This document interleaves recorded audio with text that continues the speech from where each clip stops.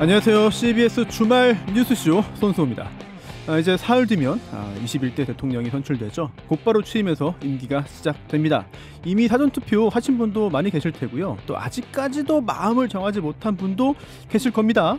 그래서 오늘 CBS 주말 뉴스쇼 청취자 여러분의 결정에 도움을 드리기 위해서 그리고 또 이미 투표하신 분들에게도요, 내가 이 후보 정말 잘 찍었구나, 아니면 내가 저 후보를 찍었어야 되는데, 이렇게 자체 점검할 시간을 마련했습니다. 주요 4당 선대위 관계자를 모셨는데요. 오늘 2시간 내내 정치 얘기만 할 건데요. 막판 판세 분석, 그리고 주요 정책 공약 토론 특집을 마련했습니다. 아주 치열하고 또 뜨거운 2시간이 예상되는데요. 오늘 나오실 분들 이미 함께 다 자리하고 계십니다. 순서는 후보별 기호 순서로 해드리겠는데요. 더불어민주당 제주선대위 상임총괄선대위원장 맡고 계신 김한규 의원 모셨습니다. 네, 안녕하세요. 네, 또 국민의힘 중앙선대위 박종진 언론총괄본부장입니다. 네, 안녕하십니까. 개혁신당 선대위 상임위원장 천하람 의원. 네, 이준석 후보 선대위원장 천하람입니다. 네, 그리고 민주노동당 선대위 김준호 고문님 모셨습니다. 네, 안녕하세요. 김준호 변호사입니다. 네, 네 분 실제로 정치를 하고 계신 분들이니까 투표 곧바로 그냥 다 하셨을 것 같습니다. 가장 먼저 목요일에 하셨을 것 같아요. 예, 투표하는 것 자체가 선거 운동이니까요. 언론에 홍보도 하고 하려면 첫날 아침부터 대부분 하죠. 저 같은 경우에는 지금 세 분은 다 중앙선대위 막 이렇게 고위직책자들인데 저는 이제 제주에서 선거 운동을 하고 있어서 관광객들과 함께 투표하느라고 줄이 좀 길었는데 신속하게 투표를 했습니다. 네, 네 분 모두 다 저는 투표 안 했습니다. 본 투표하려고요. 또 사전 투표. 너무 국민의힘 느낌이신 거 아닙니까? 또 그게 아니라 김문수 후보랑 박근혜 사전 투표 다 했는데 줄 서러 갔는데 너무 많아요. 내가 간 시간이 너무 많아가지고 그냥 새벽 6시에 하기로 했어요. 저 어제 했는데 어제는 그렇게까지 줄이 길진 않더라고요. 그래요? 예, 그러니까 이게 이제 그 사전 투표가 이번에는 둘 다 평일이었잖아요. 그렇죠. 그러다 보니까 이제 특히 첫날에 직장인들 투표도 굉장히 많이 하시고 이게 좀 많이 몰렸고요. 이제 저는 어제 이제 순천 내려가서 하고 왔는데 얘기 들어보니까 약간 특히 호남 같은 경우도 첫날에는 빨리 투표해야겠다, 지금까지 기다려왔다, 이런 게 있었는데 이제 둘째 날은 상대적으로 조금 여유가 있지 않았나. 저도 어제 했습니다. 특별한 건 없었고 점심시간에는 보니까 확실히 관외가 좀 많고 그런 시간대별 특성이 또 있는 것 같아요. 어제 또 그 부정투표 관련해서 사건 사고가 많았잖아요. 그런 와중에 이거 사전투표에 대해서 약간 불신이 가가지고 본투표로 하기로 결정했는데 어제 사건 사고 크지 않았습니까? 이미 봉투에 이재명 부정선거 얘기를 하시려고 결과 있고 오셔가지고 황교안 후보 선거운동을 하시는 것 같아요. 그래서 근데 저는 많은 분들 생각하시겠지만 부정투표, 그러니까 쉽게 얘기하면 결과를 조작하는 형태의 부정투표는 저는 불가능하다고 생각합니다. 불가능하다. 저는 특히 재밌었던 게 황교안 후보 이제 그 참관인 이런 걸로 오셔가지고 야, 이거 보니까 부정투표는 안 될 것 같아, 이런 거 느끼시는 분들 많다 그러더라고요. 왜냐하면 각 이제 후보 참관인들도 다 있고 또 당연히 선관위의 투표 관리 감독이라고 하는 게 선관위 직원이 100% 하는 게 아니거든요. 그렇죠. 그러니까 다 이제 지방 공무원들부터 해서 다 차출돼서 해서 이 수많은 사람들을 정말 다 속이든 아니면 꼬시든 해서 부정선거를 할 수 있을 정도면 이미 나라 넘어간 거다. 그걸 깨닫는 분들이 오히려 선거장에 와보고 아신다고 해요. 근데 그와 별개로 저도 이게 조직적 부정투표는 불가능하다고 보지만 선관위도 이제 굳이 빌미를 주는 이상한 실수 같은 것들은 당연히 하지 말아야 된다 생각합니다. 그래도 어제 공식적으로 사과문도 냈고 상식적으로 있을 수 없는 일이다라는 표현까지 스스로 했거든요. 그 정도로 투표용지에 반출이라든지 천하람 의원이 잘못 생각하는데 그 부정선거를 그런 거를 부정선거라고 주장하지 않아요. 그럼 뭘 하는 거예요? 어떤 그 전산에서의 해킹? 아니, 해킹이라든가 이런 걸 주장하는 거지. 그렇게 오프라인에서 그렇게 말이 됩니까? 오프라인은 비밀이 없잖아요. 근데 그 한 사람이 여러 사람들이 다 조작한다는 게 있을 수가 없기 때문에 그런 부정선거를 하는 건 근데 아니에요. 우리가 이제 이 얘기를 하면 이 얘기만 한 시간 해야 되는데. 그렇죠. 아니, 저희는 할수록 좋아요. 어저께 나쁘지 않습니다. 저렇게 얘기해 주시면 표에 도움이 돼요. 어저께 한 사람이 2번 투표한 경우 이런 거는 나는 아주 아주 막 미미한 일이라고 생각을 하는데 하나 다 실패했죠. 전산적으로 그 전산 그 교수들, 전산 학과 교수들이 주장하는 거 보면 이제 우리 고등학교 때 배웠던 순서도라든가. 아니 근데 진짜 지금 이 얘기로 지금 시작해도 계속 하실 겁니까? 아니 그냥 뭐 하는 거죠. 뭐. 아니, 근데 저는 이거는 시간도 많은데. 그러니까 어떤 전산한 해킹 이런 차원에서 하는 거지. 지금 말한 대로 천하람 의원이 얘기한 대로 그런 차원의 얘기는 아니에요. 근데 이제 그렇게 따져서 이제 해킹이 만약에 가능하다. 그러면 예를 들면 2020년부터 이 논의가 나왔는데. 그러면 해커들이 언제는 하고 언제는 안 하냐. 그리고 이 해커는 그럼 도대체 어느 단위에 있는 거냐. 이건 되게 재밌는 문제잖아요. 그러니까 예를 들면 그러면 그걸 선관위 서버를 한번 보자는 거죠. 그래서 전문가들이 언제 했고 아니 근데 언제 이제 안 했는지. 저는 이제 뭐 두어 가지 짧게 얘기하면 네네. 우선 그러면 지난 대선에서 이재명은 왜 졌는가? 이재명 후보는 왜 졌는가? 이것도 사실 미스테리고 그 다음에 이어지는 지방선거도 국민의힘이 사실 압승을 거뒀지 않습니까? 네. 그게 이제 약간 논리의 모순이고 그 다음에 현실에 있어가지고 사실 선거를 뛰어보는 후보들은 해킹 이런 거에 대해서 약간 코웃음을 칠 수밖에 없는 게 네. 저희가 지역에 이제 개표 참관인들 내보내잖아요. 그러니까 네. 개표 현장에. 네. 그럼 거기서 바로바로 보고가 올라가죠. 동네 그 각 동네에 이제 투표함 연거별로 후보별 득표가 이제 쫙쫙쫙 저희에게 네. 보고가 되거든요. 그 후에 공식 집계 나오고. 네, 실제 수개표를 하잖아요. 네. 그걸 해서 보고가 수개표하지 않습니다. 수개표 하는데? 수개표하지 않습니다. 야, 이거 아니 수개표 이게 이제 처음에 분류만 기계가 해주고 나중에 확인을 다 확인 사람들이 하잖아요. 손 못 사람들이 depu니다. 손 못 댑니다. 아니 사람들이 다 눈으로 보고 네. 손으로 이렇게 눈으로만 하면서 봅니다. 눈으로. 아니 문제 있는 현장에 것들 다 한번 가보세요. 저 당연히 가봤죠. 아니 손은 못 댑니다. 아니 무슨 말씀이세요? 아니 손으로 안 봐도 이게 딱 봐도 이제 문제 있는 것도 다시 보고 논의하잖아요. 눈으로는 봅니다. 아, 그거 다 볼 수 있어요. 볼 수 있고 문제 있는 거 이제 참관인들이 얘기해가지고 못 봅니다. 아니, 이거는 좀 말이 안 되는 그러니까 얘기신데? 보고도 믿기지 않는 순간이 있는 거죠. 이제 네. 국민의힘이나 보수 유권자들 입장에서. 하지만 어쨌든 유권자들이 그리고 참관인들이 거기서 보는 게 실시간으로 되고 손으로는 네. 못 만지는 사실은 선관위 홈페이지에 수치가 올라가는 것보다 현장에서 아는 게 더 빠르죠. 많은 선거구에서는. 그래서 왜냐하면 저희도 이미 결과 다 알고 있어요. 그러니까 이게 해킹이 불가능한 얘기인 게 저희도 지역 이제 딱 데이터들을 쫙쫙쫙 받고요. 그러면 우리가 실제로 개표 현장에서 우리 참관인이 보고 있는 수치랑 나중에 선관위에서 발표되는 그러니까 쭉 데이터가 취합돼서 나오는 수치가 다르면 각 후보들은 바로 압니다. 그러니까 예를 들면 지난번에 동탄의 이준석 후보 같은 경우에 승리 선언을 너무 일찍 하는 거 아니냐 이런 얘기들이 있었어요. 근데 저희가 승리 선언 일찍 할 수 있는 건 뭐냐면 선관위 서버에 결과가 등록되는 것보다 저희가 개표 현황으로 보고 있는 게 좀 더 빠르거든요. 그렇죠. 그러면 각 후보들이 개표 현황을 더 빠르게 볼 수 있는데 사후적으로 이게 해킹이 된다 그러면 그 후보들이 가만히 있겠습니까? 네, 말이 안 되는 얘기잖아요. 그러니까 저도 제가 유일하게 지역구에서 당선된 경험을 갖고 있는데 처음 당선됐을 때 아직 선관위 발표가 안 됐는데 상대 후보가 졌다고 선언을 하신 거예요. 근데 봤더니 그분은 5번째 나오신 분이어서 현장에 이제 보낸 자당 소속 참관인들이 정확하게 표를 계산해서 졌다라고 이미 다 개표가 끝났다라고 하셔서 발표를 하셨더라고요. 그때 이게 국민의힘 분들도 믿는 분들만 믿는 거지 선거 오래 경험하신 분들은 현실적으로 본인들이 믿을 만한 사람들이 다 참관하기 때문에 그런 부분에 동조하지 않는구나라는 걸 느꼈어요. 그래서 저도 여쭤보고 싶은 게 해킹을 언제 한다는 거예요, 그러면? 제가 알기로는 중앙 서버에서 전체적으로 취합할 때 그때 일부가 일어나는 걸로 알고 있고 관외 사전 선거 있죠. 봉투를 열고 있는 대부분은 이 관외 사전 선거에 의문을 제기하고 있습니다. 아니 근데 부정 선거를 주장하시는 분들은 관외 사전 선거가 일률적으로 63대 37에 근접하도록 모든 결과가 나오니까 거기에 물음표를 찍는 거죠. 아니 근데 관외 사전 투표도 그러니까 통계학에 있어서는요. 그 대수의 법칙 아시겠지만 표본이 크면 클수록 결과에 수렴하게 돼 있잖아요. 아니 결과 자체가 이제 관외 사전 투표 같은 경우는 특히 직장인 민주당의 지지가 높은 이제 40대 이제 40대 분들이 많으니까 전국적으로 비슷한 통계가 나오는 거죠. 왜냐하면 사전 투표하는 인구 비율이 대체적으로 유사하니까 그런 거고요. 그리고 이것도 말이 안 되는 게 자 보십시오. 관외 사전 투표도 투표 용지 실물이 있습니다.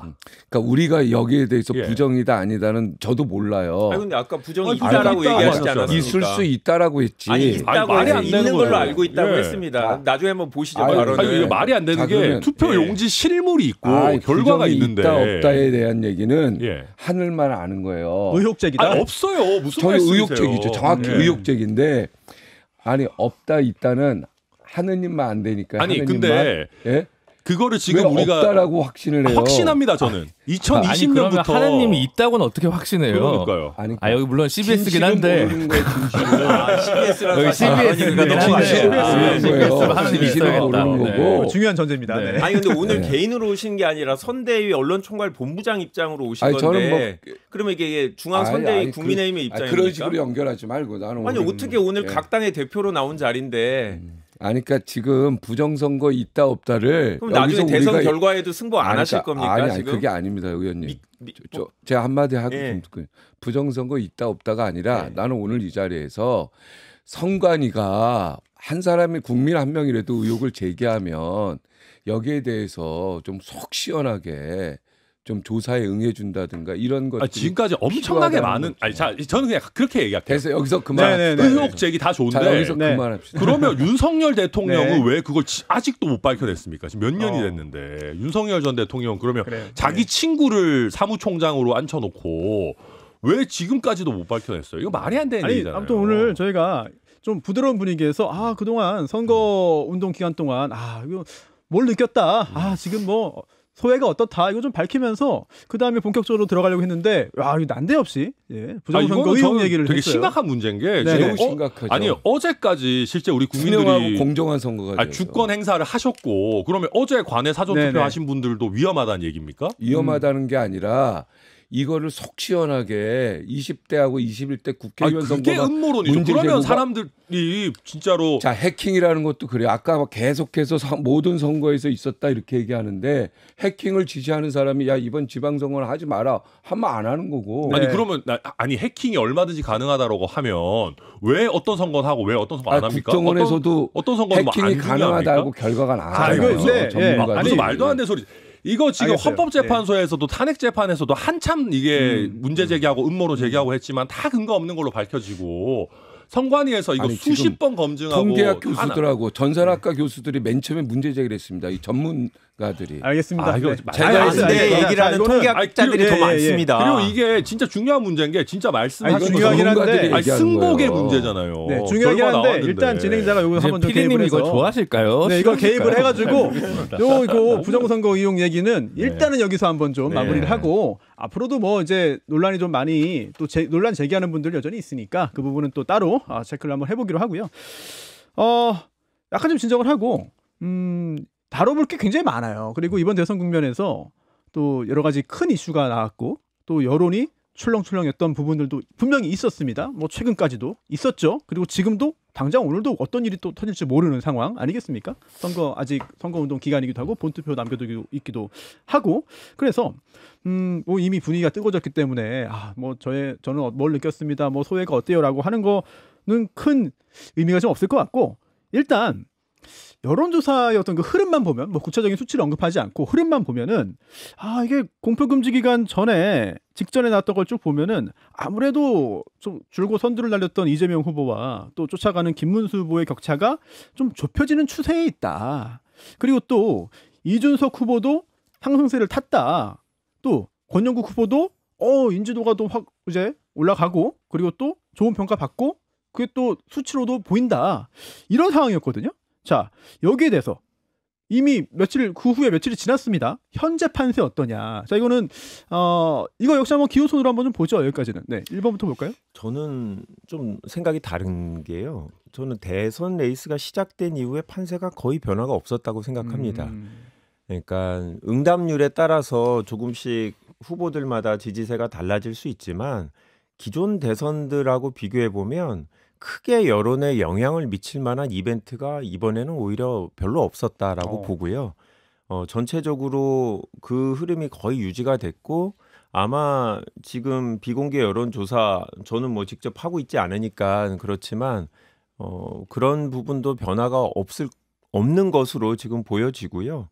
뭐 최근에 3차 토론에서 이준석 후보 발언 때문에 이준석 후보 지지율은 조금 변동이 있을 수 있을 텐데 저는 그것도 그렇게 전체적인 틀에서 영향이 있을 정도는 아닌 것 같고 선거는 대부분 공식 선거운동 기간이 시작되기 전에 거의 끝나 있다라고 봅니다. 거의 대부분의 선거가. 그래서 이번에는 특히 이제 조기 대선이라는 특수성 때문에 어제 그제 사전 투표에 되게 적극적으로 응했던 이제 민주당 지지층들이 많았는데 거의 이제 후보에 대한 평가보다는 12.3 대선 비상계엄을 어떻게 봐야 되느냐 이런 부분에 대한 이슈가 되게 중요했기 때문에 저는 뭐 판세 변화 거의 없었다고 봅니다. 네, 어때요? 국민의힘은 어떻게 보십니까? 일단 27일이 마지막 발표였죠. 여론조사. 네.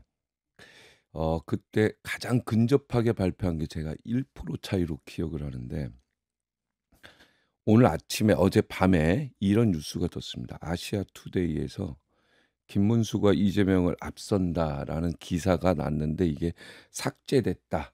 이런 어떤 기사를 보셨는지 모르겠는데 여론조사 공표 금지 기간이어서 네. 일단 기사를 쓰면 안 되는 내용이잖아요. 그러니까 요 기사가 떴어요. 그래서 네. 그러니까 선관위 제재를 받겠네요. 기사 내용이. 네, 기사 내용이. 저도 기사를 못 봤는데 27일 전 여론조사 결과를 지금 얘기한 건가요? 그거는 괜찮고. 그러니까 어제 밤에 쓴 그 뉴스 제목만 제가 뽑아봤어요. 아시아투데이 김문수가 이재명을 앞선다. 그런데 이런 기사가 삭제가 됐다라는 기사입니다. 근데 저는 어떤 그 유시민 씨의 그 발언, 여성 노동자 학력 그 비하 발언 이런 게 영향을 미쳤는지 그리고 이준석 그 후보의 그 젓가락 발언 이런 것들이 많이 이제 영향을 좀 미친 것 같다는 걸 현장에서 좀 느끼고 있고요. 그래요. 네.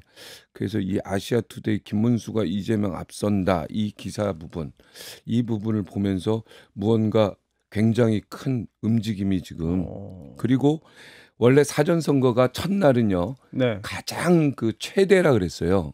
근데 그런 추세였죠. 처음에 예측됐죠. 최대였어요. 역대 최대였는데 결국은 2.6%인가요? 지난보다 그걸 2.6% 정도 적게 나왔는데 그래서 저는 지금 이재명 후보를 김문수 후보가 역전하지 않았나 이런 어떤 느낌으로 이런 기사와 이런 것들을 총합했을 때 역전의 느낌이 있다. 역전의 느낌이 있다. 사전 투표가 34%로 최대 그 역대 최대를 기록하다가 지난 대선보다는 갑자기 줄어들었다. 그래서 굉장히 그 희망의 어떤 기적의 그런 느낌을 지금 받고 있습니다. 희망과 기적. 네. 지금 이제 우리 박종진 본부장님 얘기하신 게 그 26, 27일 전국 남녀 유권자 1,000명에게 여론조사 공정이 데일리한 의뢰로 했던 그걸 이제 이재명 후보가 김문수 후보 차이가 한 1% 정도 나는 그 여론조사인 것 같아요. 처음에 얘기한 거. 요거를 인용 안 하면 이제 또 이제 크게 제재를 받으니까. 자세한 내용은 중앙선거방송, 아마 여론조사심의위원회 같은 조사에서 단일화를 가정했을 때 김문수 후보가 앞서는 것처럼 그 여론조사 같은 여론조사에 나온 거예요. 근데 그건 양자 대결 다 빼고 단일화까지 넣은 그런 거를 말씀하신 것 같은데 이미 나왔던 보도예요. 네, 예전에 그러니까요. 제가 얘기한 거는 그렇죠. 그거는 이제 뭐 새로운 여론조사하면 공표 안 되니까 아마 기자분이 이거는 이제 미디어 오늘에서 썼네요. 미디어 오늘에서 김문수가 이재명 앞선다 아시아투데이 여론조사 기사 삭제라는 거를 그러니까 그거는 이제 기사가 잘못됐는데 그걸 쓰면 안 됐다라는 비판하는 맥락인 것 같고 그래서 실제로 그 해당 매체에서도 이 조사가 뭔가 좀 객관적이지 못하다 뭔가 좀 믿을 수 없다라는 생각하에 이 기사를 내렸다는 그런 소식도 당시에 있었습니다. 그래서 기사 내용에 들어가 있습니다. 김한규 의원님 이제 처음 말씀하신 거에 이제 기본적으로 이제 동의를 하는데, 그러니까 순위가 바뀐 적은 한 번도 없는 것 같습니다. 선거에 들어가고 나서. 근데 이제 문제는 이 득표의 구성이 어떻게 되느냐에 따라서 향후 전국에 줄 영향들이 이제 있다고 보는 거죠. 이제 예를 들면 저희가 윤석열 정부를 비판할 때 대선 승복을 하지 않는다라는 표현을 제가 자주 했는데. 1% 정도밖에 차이가 안 났으면 야당과의 협치 모드 속에서 국정을 운영해야 되는데 이겼으면 끝이다라고 하는 것처럼 해서 이제 문제가 된 거거든요. 그러니까 결국은 이제 국정 운영의 방향이 이 대선에서 똑같이 민주당 이재명 후보가 이기더라도 어떠한 구성이냐에 따라서 국정 운영의 부담이나 어떤 제약, 조건으로 작동할 수밖에 없다는 거죠. 이번 주에 이재명 후보가 갑자기 성평등 가족부로 바꾸겠다고 발표를 하고요. 네. 어젠가는 또 이제 기후에너지부를 만들겠다고도 발표를 해요. 10대 공약이 없던 거. 누구 공약에 있었냐? 권영국 후보 10대 공약에 있던 거를 또 딱 가져옵니다. 늘 이제 민주당은 이제 진보정당 정책을 이렇게 시차를 두고 가져오는 게 이제 워낙 전통이기 때문에 근데 뭔가 이제 권영국 후보가 굉장히 낮은 인지도와 네. 굉장히 의미 없는 뭐 세력이 아니겠냐라고 이제 다들 정가나 언론가에서 보다가 올라오니까 그런 정책들이 수용되는 움직임이 보이는 거죠.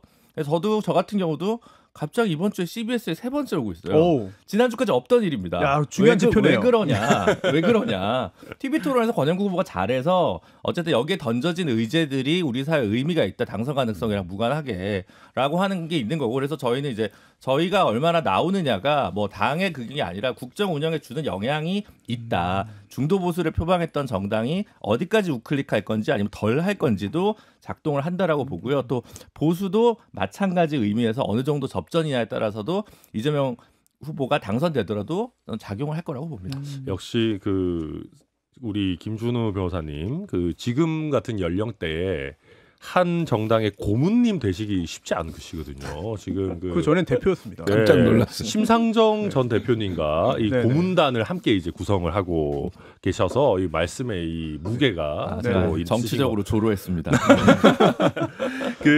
우선 저희 개혁신당 입장에서 봤을 때는 이재명 후보가 TV 토론 들어가기 전에는 솔직히 범접하기 어려워 보였어요.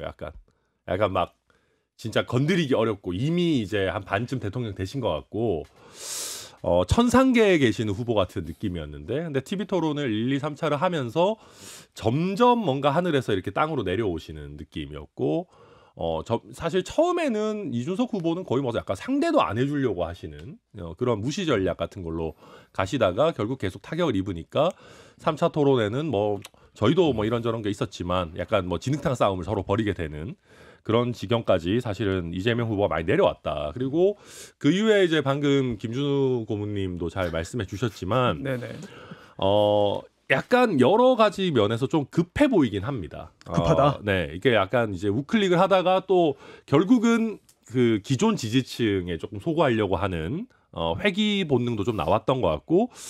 또 약간 음모론적인 것도 하셨어요. 음모론요? 예를 들면 뭐 단일화 아직 결국 할 거다. 뭐 예컨대 뭐 심지어는 권성동 원내대표조차도 단일화 끝났다. 뭐 사실은 이 사전투표 들어와서 이미 굉장히 많은 국민들이 투표를 하신 이유여서 약간 단일화 얘기하면 사람들이 다 말이 되는 얘기인가 하는데도 계속해서 나는 단일화 할 거라도 확신한다. 뭐 이런 얘기. 사실 음모론보다는 견제고 느낌 아니에요? 뭐 약간 그런 거죠. 근데 이제 뭐 저희가 봤을 때는 야 이거는 정말 유권자의 표를 얼마나 경하게 생각하면 이거 뭐 약간 말이 되는 말씀인가? 어쨌든 그런 생각이 들 정도로 계속해서 프레임 전환을 하려고 이제 시도하시는 거나 아니면 최근에 뭔가 이제 결국은 도덕성 검증 프레임 내지는 뭐 이런 걸로 조금 전환되는 국면 속에서 위기감을 좀 많이 느끼고 계시는 거 아닌가. 그리고 저희 이준석 후보 같은 경우는 지금 최근에 유세 현장들이나 아니면 뭐 저희도 뭐 내부 조사 계속 합니다만 그 얘기를 드리면 또 저도 성관이 잡혀가기 때문에 그렇죠. 예.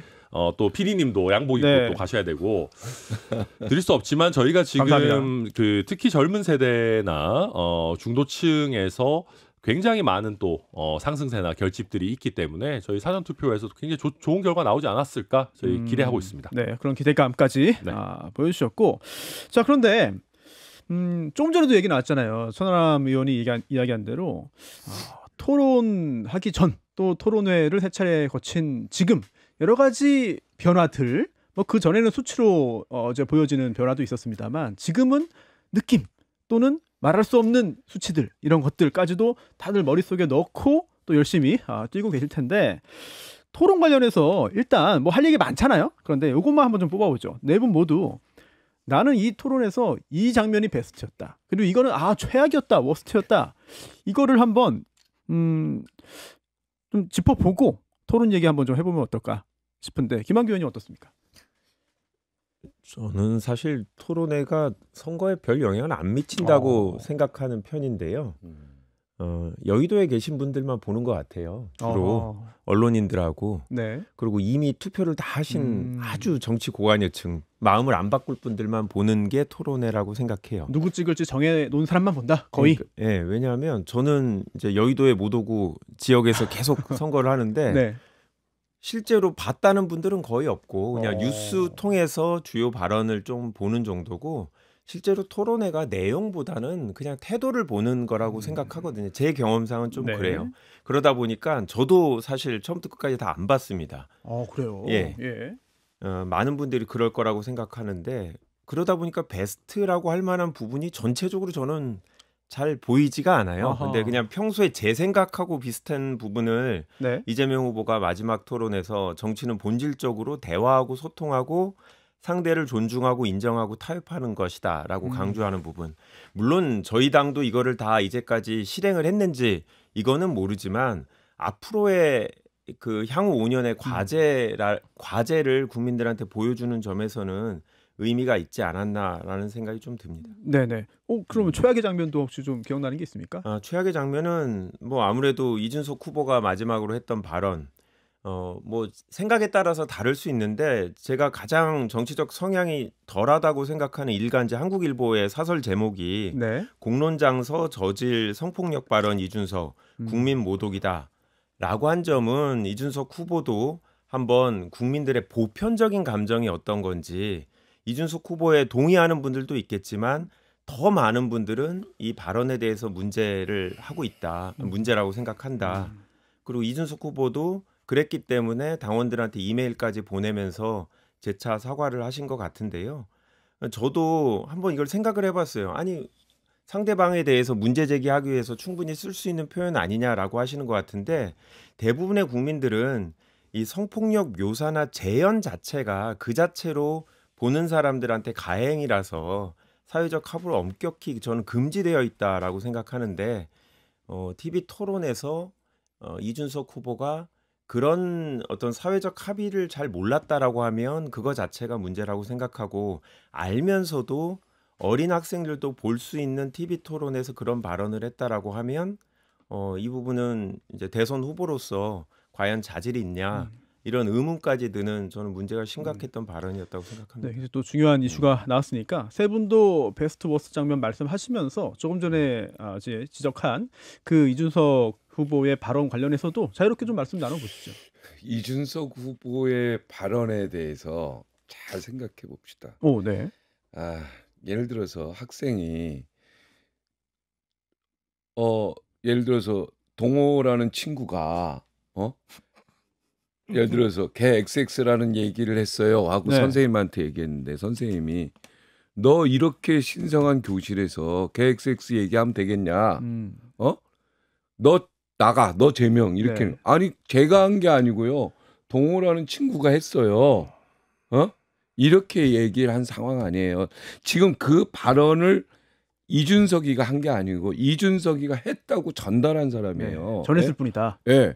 근데 어떻게 이준석한테 이렇게 모든 화살이 가죠? 저는 물론 이준석이 아까 지금 우리 김 의원이 얘기한 것처럼 거기에서 그 자체에서 말하는 것 자체가 사회적 합의가 됐다고 하는데 누가 합의가 됐는지 잘 모르겠는데요. 이 정도는 저는 그날 현장에 있었습니다. 네. 저는 근데 그 말을 했을 때 얘가 무슨 얘기하는 거지? 내용을 전혀 몰랐어요. 나중에 이제 그게 이제 뭐 젓가락 발언이다 해가지고 나중에 이제 기사를 찾아보면서 이게 이재명 후보의 아들하고 연관돼 있다라는 걸 알았고 또 이준석 후보가 굉장히 천재라서 질문을 이재명 후보한테 하지 않고 권영국 후보한테 했거든요. 완전히 이제 돌려서 했는데 이거 보면서도 이준석 후보가 굉장히 치밀하게 준비를 했구나. 준비를 했다. 네, 난 그렇게 생각했습니다. 그리고 그 워딩 자체에도 내가 느끼기에 모르겠어요.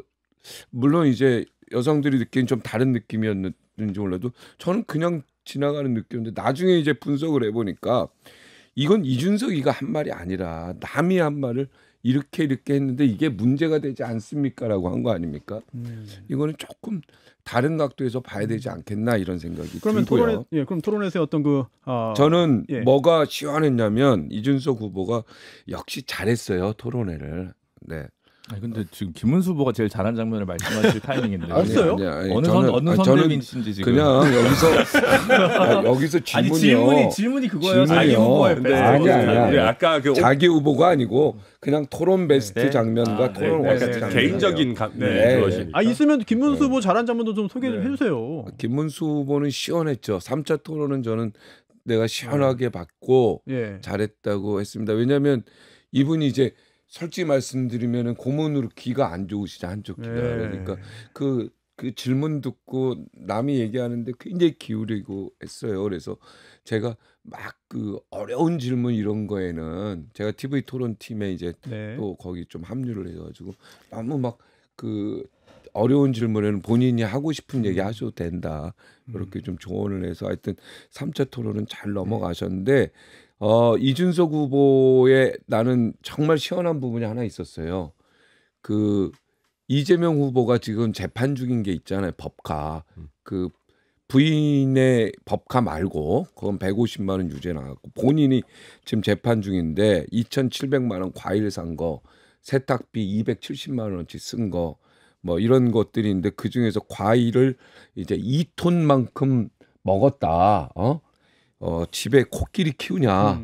요 질문할 때 정말 통쾌했습니다. 네. 근데 또 그 발언 후에 그 문제 발언이 나오면서 그 성과가 약간 좀 퇴색하지 않았나라는 생각도 들긴 하는데 어떻습니까? 그러면 또 두 분도 제가 아직 안 했나요? 네네네. 그다음 워스트도 해라면서요. 해주시면 좋죠. 워스트는 근데 계속 워스트 하신 거 아닌가요 지금? 아니 이게 워스트인가 코끼리 시원한 건데. 이거는 베스트지. 베스트로. 베스트 시원한 거고 그 워스트는 이제 우리 권영국 후보님이 나는 조금 그때 신선하긴 했는데 이게 우리나라 법으로 가능한가 이런 생각을 했는데 대통령 권한 대행을 국회의장이 하자. 그런 얘기를 하셨어요. 네. 그때 물론 이제 당에서 아주 심사숙고해서 어느 정도 의견을 화합해서 갖고 나오셨겠지만 이게 상권분립 국가에서 가능한 얘기인가? 예전에 그거는 헌법에 우리 헌법이 그런 적도 있었어요. 국회의장이 대통령. 그러니까 권한 대행도 어찌 됐든 대통령 아닙니까? 그러니까 근데 그런 적이 있었어요. 그러니까 이게 유례 없이 갑자기 새로 만들어진 게 아니라 예전에 헌법이 그렇게 구조화된 적도 있었다는 거고. 예전에 헌법 뭐 어때요? 30때였나? 20때였나? 하여튼 그게 있었고요. 그러니까 제가 말씀드리는 핵심은 그 문제의식의 핵심은 미국은 탄핵이 됐을 때는 부통령이 합니다. 그렇죠, 부통령 겸 상원 의장이죠. 그러니까 선출된 사람이 권한대행을 한다는 거예요. 근데 우리나라는 권한대행을 선출된 사람이 안 하니까 민주적 정당성이 문제가 되니 그러면 국무총리보다는 국회의원들이 뽑은 국회의장이 그 중에 의원 중에서 가장 민주적 정당성이 좀 가중치가 있으니 그런 게 어떻겠냐라는 고민을 하는 거고 아니 그냥 뭐 좀 더 복잡하게 하려면 부통령제를 도입해도 돼요. 그럼 그 부통령제가 옛날 그게 런닝메이트제였던 시절도 있고 아닌 시절도 있지 않았습니까? 우리 헌정사에 보면 따로 뽑았죠. 네, 그렇죠. 그것도 또 토론해 볼 만한 거예요. 근데 갑자기 거기서 부통령제 합시다 이거를 하면 좀 이상하잖아요. 그러니까 국무총리의 민주적 정당성 문제를 어떻게 해결할 것인가에 관한 문제 제기였다고 보는 게 맞는 거죠. 부통령제 하자고 하는 게 훨씬 더 멋있지 않았나? 네. 자 이제 두 분도 베스트 워스트 한번 좀 꼽아보시죠. 근데 워스트는 아무래도 이제 이준석 대표의 그 발언이고 이제 아까 앞서서 김한규 의원님께서 이제 한국일보 이제 인용해 주셨는데 저는 중앙일보 5월 29일자 사설 제목입니다. 제목이 뭐예요? 중앙일보. 이준석의 여성 혐오성 저질 발언 제정신인가? 제목이 제목입니다. 제목이 제정신인가? 제목입니다. 중앙일보예요. 여기서 뭐 또 편향 얘기는 안 하시겠죠. 네네. 네. 그래서 이게 뭐 사이트에서 한 거 아니고요. 그냥 중앙일보 사이트에서 그냥 보셔가지고 지금 박종진 본부장님도 조금 놀라셨는데 직접 받아서 좀 그래서 이게 진보 보수의 문제가 아니다라는 거예요. 제가 말씀드리고 싶은 것은 토론을 하거나 언쟁이 있거나 나는 그런 합의를 한 적이 없다라고 얘기할 수는 있어요. 근데 그게 정말 박종진 그 본부장님이 얘기하시거나 최근에 여기 CBS에 나와서 김종인 전 비대위원장이 얘기하듯이 하루짜리였으면 그럼 어제까지 계속 이준석 대표가 또 당원들한테 사과 레터 쓰고 뭐 하고 했을까요? 이 파장이 그렇게 지나가는 파장일까요? 일단 그 스케일에 대해서 그렇지 않다라는 것이 이제 명료한 것 같다는 생각이 들고요. 그리고 이제 뭐 여러 단체 단위에서 그 반발을 하고 이게 부적절하다고 얘기를 많이 하는데 뭐 그게 또 이제 한쪽에서 제가 뭐 이렇게 저는 이제 그 발언을 굉장히 분노하고 또 질문을 받은 후보에 이제 소속돼 있다 보니까 더 분노할 수밖에 없지만 이게 무슨 뭐 제명할 사안이라고 생각하지는 않습니다. 당연히. 의원직 제명. 네. 근데 그거는 또 그쪽에서 좀 무리한 것 같은데. 근데 징계위 윤리특위 회부되는 게 이상할 것 같지는 않아요. 네. 그래서 전 맨날 이렇게 이분하게 하다 보니까 이게 약간 좀 뭐냐 이렇게 생각하실 수 있는데, 그러니까 저는 어쨌든 문제성 발언이고 제가 지난주에 이번 주에 이 자리에 앉아서 반대편에 있던 이긴 그 우리 개혁신당 위원장한테도 마찬가지로 얘기했지만 저는 천하람 의원이 그 문제 제기를 했으면 그 표현을 쓰지는 않았을 거라고 확신합니다. 네, 그래서 그것에 대한 문제 제기와 별도로 그 발언을 취사 선택하는 지도자나 선출직으로서의 어떤 자질과 관련된 문제도 있기 때문에 굉장히 큰 문제였다고 저는 좀 생각을 하고, 그래서 사실 제가 이제 아이가 둘이 있는데 첫째 딸아이가 제일 좋아하는 국회의원이 천하람 의원이에요. 몇 살이에요? 6학년인데 사람 보는 눈이. 예전에 타방송 같이 오래 안 했어요. 용돈을 2번 줬대요. 맞아. 기부 얘기 아닙니까?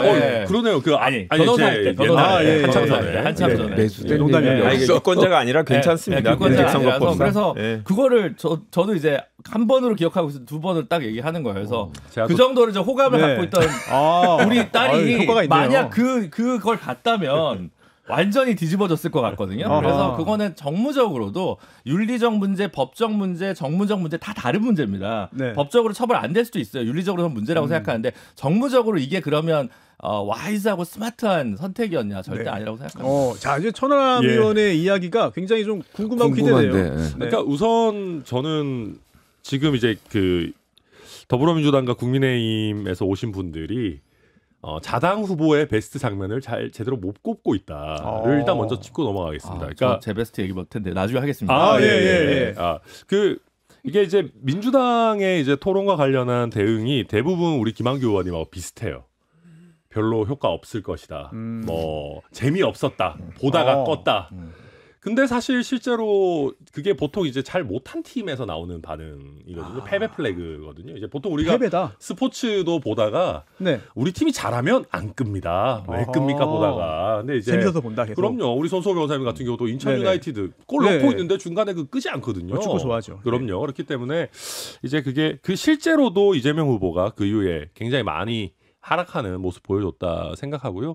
TV토론이 한세에 영향이 없다? 저는 그렇게 생각하지 않습니다. 그거는 정말 TV토론 많이 관심 있게 지켜보시는 분들에 대해서 그렇게 평가할 건 아닌 것 같고요. 그리고 만약 정말로 답을 정해놓으신 분들, 정치 고관여층만 TV토론을 본다라고 우리가 한다면은 이재명 후보, 그러니까 이준석 후보의 뭐 젓가락 발언 이거에 대해서도 그럼 그렇게까지 막 민주당에서 막 그렇게 하실 이유가 있는 건가? 뭐 사실 많이 안 보시는 거라면 얘기하고 싶고요. 그와 별개로 저도 토론 베스트 장면은 사실 그 이제 법인카드와 코끼리, 과일과 코끼리로 뽑고 싶습니다. 이거는 저는 좋았어요. 그러니까 우리 정치가 특히 대통령 TV 토론 정도에 보면 예전에 거물들이 토론할 때는 오히려 약간 유머러스하고 이랬던 것 같은데 우리 정치가 점점 각박해지고 양극화가 되면서 토론에서 유머 코드를 찾아보기가 거의 어려웠었어요. 근데 이게 이제 이준석 후보가 적절하게 저는 약간 미국식 유머 같이 해서 잘 된 장면이었다고 생각하고요. 근데 이제 많은 분들 말씀해 주시는 그 이제 젓가락 발언 소위. 저는 이거는 한 2가지 정도로 저는 층위를 좀 분리해서 보고 싶습니다. 어떻게요? 국민들에 대해서는 저희 굉장히 송구한 심정입니다. 그러니까 이준석 후보도 계속해서 얘기하는 게 이게 원문이 수위가 너무 높다 보니까 자기 딴에는 낮췄는데 그래서 본인은 이게 이렇게까지 문제될 거를 사실 잘 몰랐다. 본인은 정말 몰랐어요. 본인이 그렇게까지 잘 몰랐답니다. 솔직히. 그러니까 원문이 너무 높다 보니까 수위가 자기는 노력을 했다라는 건데 그럼에도 불구하고 그 수위가 적절하냐 높냐 낮냐라는 거는 어쨌든 국민들께서 이런 여론을 통해서 판단하는 거니까 내 판단이 잘못됐다면은 이거는 불편하신 국민들한테 사과해야 된다. 그래서 대선 후보가 사과를 즉각적으로 하는 거 그렇게 쉬운 일이 아니거든요. 저희가 역대 대선 치르면서 그래서 다음 날에도 바로 불편하신 국민들에게 심심한 사과를 드린다부터 시작해서 국민들에게 한 두어 차례 또 저희 당원과 지지자분들에게도 어제 한 차례 저희가 정중하게 사과를 드렸고요. 그런데 그와 별개로 저희가 이제 더불어민주당의 대응과 관련해서는 네. 한 몇 가지 좀 아쉬움이 있습니다. 어떤 거죠? 그러니까 처음에는 이게 순서가 이렇게 되더라고요. 더불어민주당이 처음에는 거짓말을 하다가 말장난을 하다가 마지막에는 힘으로 찍어 누르려고 했습니다. 저희가 느끼기에는. 예. 처음에는 뭐라고 했냐면 이재명 후보 아들이 이런 발언 한 적 없다. 내지는 확인되지 않았다라고 굉장히 많은 민주당 의원들 선대위 관계자들이 나와서 이준석 후보가 허무맹랑한 얘기를 했다. 진실과 허위가 섞여 있다라는 얘기가 쭉 하시다가 사실 근데 이게 그 확정된 약식 명령에 공소장이 나왔어요. 사실 저희가 이거 갖고 있었습니다. TV토론 하기 전부터. 그래서 확정된 범죄 일람표에 따를 때 인용을 하지 마시고요. 인용을 네. 절대 하면 안 되죠. 네. 제가 우리 손수호 진행자님 곤란하게 할 생각 없고요. 근데 이제 그 신체 부위와 뭐 소위 말하는 젓가락이라고 하는 핵심 요소가 들어가 있는 내용이 이미 범죄 사실로 확정됐고 이 IP 뭐나 내용들이 다 수사가 완료됐고 확정됐다. 벌금까지 이미 납부했고 이의 신청하지 않았다는 게 드러나고 나니까 거짓말에서 2단계로 말장난으로 넘어갔어요. 조승래 의원이 선대위 회의에서 나오셔가지고 남성에 대해서 한 거다. 그러니까 그런 비슷한 발언을 하긴 했는데 남성에 대해서 한 거다. 근데 이게 제가 정말 그 너무 수위가 높으니까 오히려 쉴드가 가능하다라고 느끼는 거는 인용을 할 수 없으니까. 근데 그러니까 남성의 신체 부위와 여성을 폄하하는 단어가 합쳐진 그 단어를 가지고 남성이다 이렇게 얘기를 하시는데 저희는 보면서 정말 남성한테 그럼 이런 정도의 성적 혐오 발언을 해도 되는 건가? 그런 면에서 대응이 정말 이상하다라는 생각이 들었고요. 그 다음에도 계속 힘으로 찍어 누르시려고 하는 게 이준석 후보에 대해서 계속해서 뭐 징계니 제명이니 제명도 엄청나게 많은 분들이 운운하셨어요. 하면서 이제 찍어 누르고 계속해서 이재명 후보도 어제 자식에 대해서 약간 사과하는 취지의 말을 하면서도 허위 사실이다. 이준석 후보가 오히려 뭐 잘못된 얘기 하고 있는 거 아니냐. 그래서 저희는 아무리 숫자로 찍어 누른다고 해가지고 진실을 덮을 수는 없는 것이거든요. 그래서 지금 본인들의 잘못을 인정하면서도 저희가 허위 사실을 했다라고 우리가 인용할 수 없는 틈을 타서 굉장히 이제 잘못된 얘기들을 하고 계시는 건데 저희 후보는 계속해서 순화했다라는 걸 말씀드렸고 네. 저는 더불어민주당 선대위에 지금 이 방송 보고 계시다면은 과연 어느 부분이 허위라는 건지 명확하게 밝혀주시라 말씀드리고 싶습니다. 그 이재명 그 아들 그분의 그 댓글들이 쫙 나왔잖아요. 근데 그게 다 어떻게 보면 여성에 관련된 댓글이어서 갑자기 그걸 남성에 대해 적용하니까 좀 당황스럽고. 원문 보셨습니까? 그러니까 댓글 나온 기사에서 원문을 쫙 그러니까 봤습니다. 그게 어떤 배경에서 그 글을 쓰게 됐는지를 아시나요? 그러니까 그것까지는 그냥 모르시잖아요. 모르시면서 아니 그 그러니까 배경까지 제가 봐야 되나요? 댓글 알아야죠. 내용만 보면 되죠. 아니죠. 그러니까 그게 무슨 용어인지를 아셔야죠. 그게 왜 저희는 사실이 아니다라고 생각하는 게 이게 어떤 게시판에서 어떤 사이트의 욕설 수위가 어떻게 되냐라고 물어보면서 이러한 욕설이 되냐라고 하니까 당시에 어떤 아이디를 쓰는 분이 이런 욕설도 쓴다라고 하면서 예를 든 거예요. 근데 이런 자체 표현을 쓰는 것도 저는 잘못됐다고 생각해요. 그게 이제 이재명 후보의 아들이라면 아마 판결을 보니까 그런 걸로 보이는데 후보도 그 부분은 자식 키우는 걸 잘못한 자기의 책임이다라고 이제 잘못을 인정했어요. 그런데 그런 배경이나 그리고 용어 자체도 분명히 이준석 후보가 쓴 용어랑 달리 해석될 수 있다고 생각해요. 근데 이거를 마치 허위 사실이다라고 얘기하는 것 자체가 다시 허위인 것처럼 얘기하는데 저는 그 부분은 그 전후 맥락이라든지 구체적인 표현 이런 것들에 대한 얘기 없이 그냥 무조건 내용 자체가 사실이다라고 하는데 그거 자체를 저는 동의하지 못한다라는 말씀을 드리고요. 그리고 저는 기본적으로 저는 안 쓰는 표현이에요. 저는 쓰는 게 되게 부적절한 표현이라고 생각하고 이재명 후보 사과도 맞다라고 생각해요. 그렇게 당연히 했어야 되는 사과다라고 생각하는데 이거를 그러면 우리가 이준석 후보 아버지에 대해서 뭐 이런 의혹을 제기하고 이러는 게 대선에서 적절하지 않은 부분이잖아요. 그런데 아들에 대한 얘기를 정치 문화에 정치 사회부나 토론에서 얘기하고 그게 아무런 문제가 없다라고 계속 변명을 하는 게 저는 납득이 안 된다라는 거죠. 그건 이제 또 다른 별개의 관점에서 보는 거고. 아니 근데 이준석 후보가 이제 대표 시절에 그런 게 있어요. 나는 연좌제 안 할 거다. 그래서 윤석열 장모 구속된 거 아무 상관없다. 우린 연좌제 없는 나라가 해야 되고 그런 정치 하면 안 된다. 이렇게 얘기했던 정치인이 이제 연좌제도 물론 그럴 수는 있습니다. 권력 속에서 김현철, 뭐 김대중 대통령의 새 아들, 뭐 노건평, 이상득 권력자의 옆에서 권력의 힘을 빌어가지고 부패를 일으킨 경우는 이거는 단호하게 이제 맞서야죠. 근데 그와 별개의 범죄를 일으킨 경우 그게 물론 정무적인 리스크가 생기죠. 그게 뭐 김무성 대표의 뭐 사위 마약 사건이었었든 뭐 예를 들면 뭐 남경필 전 지사의 문제였든 그런 식으로 이제 도덕적이고 형사적인 문제 때문에 정치인들이 어느 정도 리스크 테이킹을 해야 되는 부분이 있겠죠. 그래서 저는 뭐 그거는 이제 옛날에 그 공직을 아예 임용이 불가능하게 했던 연좌제랑은 좀 다른 거죠, 사실은. 그냥 정치적 이슈인데 어쨌든 방금 뭐 김한교 의원님도 말씀하셨다시피 그 주제가 정치개혁과 개헌이 테마인 데였어요.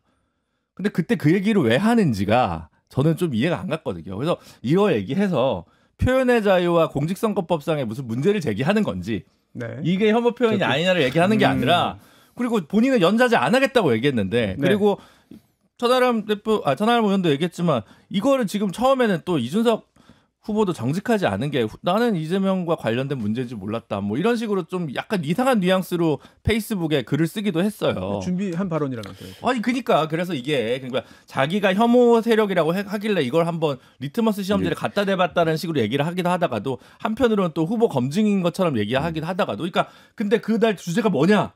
라고 보면 정치 개혁과 개헌이에요. 그러면 엉뚱하게 하는 거죠. 네거티브가 목적인 거예요. 네거티브가. 자, 그러면 천 의원 얘기 짧게 듣고 저희가 준비된 게 많으니까. 이거는 연좌제 이슈라고 보는 분들이 이 사태를 너무 작게 보시는 거예요. 잘못 보시는 겁니다.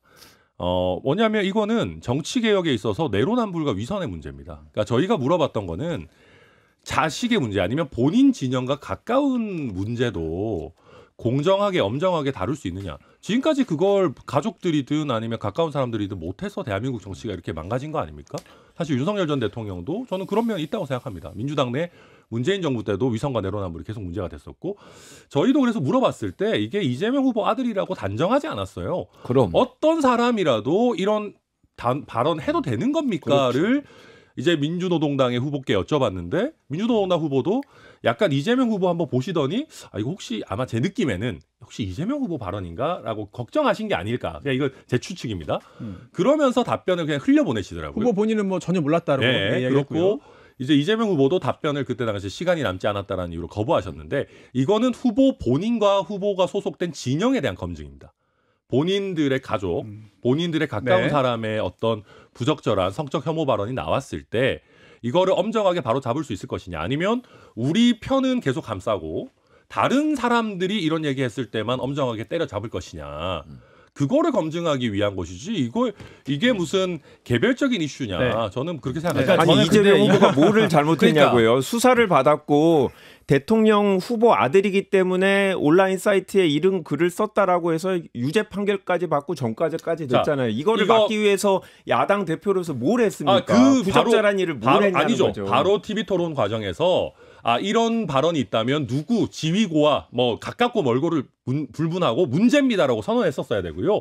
또 한 가지는 이 발언 문제되고 나서 바로 사과했습니까? 안 했습니다. 처음에는 허무맹랑한 소리 하지 마라. 이준석 후보가 허위사실 유포한다라고 적반하장식으로 나오다가 계속해서 이제 공소장 나오고 확정된 범죄 일람표 나오고 하니까 버티다가 뭐 자식 이기는 부모 있습니까? 라고 얘기하는 거잖아요. 그러면서도 자기가 잘못했다고 하면서도 이준석 후보 계속해서 탓하고 있거든요. 그러니까 지금 민주당의 대응이라는 게 방금 김한규 의원님도 이런 말씀하셨어요. 이재명 후보 아들이 정말 했다면 잘못된 일입니다. 아니 했다면이라는 건 여전히 가정이라는 얘기인데 가정적 상황에 있으면 이재명 후보는 왜 사과합니까? 그리고 많은 분들이 이거 이미 3년 전에 사과한 문제입니다. 이런 식으로 얘기하는데 그러면서도 이준석 후보가 허위사실 얘기한다. 이거 확인된 사실 아니다. 확인된 사실 아니면 왜 3년 전에 사과했습니까? 3년 전에 사과했다는 말도 거짓말이에요. 3년 전에 이거에 대해서 언제 사과했습니까? 도박에 대해서만 이건 사과했지. 2014년 얘기인가요? 그러니까 이거 확정된 것도 2024년에 됐어요. 네, 24년 네. 10월 15일 날. 저는 무슨 얘기냐면 내로남불과 위선의 문제고 지금까지도 많은 더불어민주당 구성원들이 마지못해 사과하면서도 마치 이게 허위인 것이냐, 많은 부분 과장돼 있는 것이냐. 여기 과장이 어디 있습니까? 이준석 후보가 오히려 순화시켰으면 순화시켰지. 여기 어디가 허위고 과장이라는 거예요? 순화시키지 않았습니다. 다른 표현을 쓴 거죠. 여성 신체 부위가 아닙니다. 그거는 그렇게 해석을 하신 거지. 그러니까 사실과 다른 부분이 있다라고 얘기를 하고요. 네, 그다음에 이재명 후보는 그 판결을 보시면 도박하고 온라인에서 부정적인 표현을 쓴 두 가지가 같이 들어있는 거잖아요. 그러니까 당시에 이재명 후보의 자식에 대해서 도박하고 온라인 커뮤니티에서 뭐 성 관련된 발언을 한 게 이슈가 됐었잖아요. 근데 이슈가 됐는데 성 관련 발언에 대해서 제가 그때 당시에 아무리 찾아봐도 제대로 그 부분에 대해서 자식에 대해서 사과를 했던 거죠. 당시에. 그리고 지금 계속 얘기하는 게 아무런 문제가 없다고 생각했는데 저는 가장 문제 중에가 뭐였냐면 민주노동당 후보를 이용한 거예요. 민주노당 후보에겐 민주노동당 후보에 관련된 질문을 해야 되는데 아니죠. 거기에 대한 시간을 낭비하기가 싫었던 거죠. 그래서 그거를 그냥 이재명 후보의 공격을 위한 도구로 그냥 썼던 그렇지 거죠. 않습니다. 민주노동당이, 후보 중에 한 분을. 민주노동당이 과연 민주당의 이중대인가? 아니면 본인들이 그렇게 대한민국 국민 중에 누가 민주당의 이중대라고 생각합니까? 그걸 저희가 검증한 거죠. 저는 그렇게 생각하는 국민들도 적지 않으실 거라고 꽤 생각합니다. 있어요. 네. 그래서 과연 민주노동당이 민주당의 문제에 대해서 본인들이 이야기하는 기준을 일관되게 지킬 수 있는가? 아니면 민주당의 불리한 이슈는 감싸주는 태도를 취하는 건가? 이건 당연히 검증해야 되는 이슈죠. 매우 뜨거운 이슈이기 때문에 뭐 다른 이슈를 얘기하기 전에 이제 시간이 일부가 다 끝났어요. 거의 다 끝났는데 그래서 계속 그 언급이 됐으니까 마지막으로 지금 뭐 30초밖에 안 남았습니다만 이중대 맞는지 얘기 좀 해주시죠. 김준현 변호사 얘기 짧게 듣고 광고 나가야 돼요. 아니 제가 이렇게 얘기하면 또 다른 당에 대해서 뭐라고 하는 게 좀 그런 것 같은데 작년에 선거연합을 같이 했습니까? 아니면 이번에 단일화를 했습니까? 그런 당들이 멀쩡히 원내에 있는데 저희는 원외를 감수하고 했는데 이제는 좀 걷어주시죠. 그거는 저희도 존중합니다. 또 개혁신당도 국민의힘의 이중대라고 얘기하는 사람이 있어요. 저희 무슨 아니잖아요. 전혀. 복잡합니다. 네 정당. 그렇게 생각하는 사람도 있다고. 알겠습니다. 굉장히 네 분의 어떤 뜨거운 치열한 이야기 굉장히 좀 흥미롭게 들었고요. 저희 1부는 여기서 마무리하겠습니다. 광고 듣죠?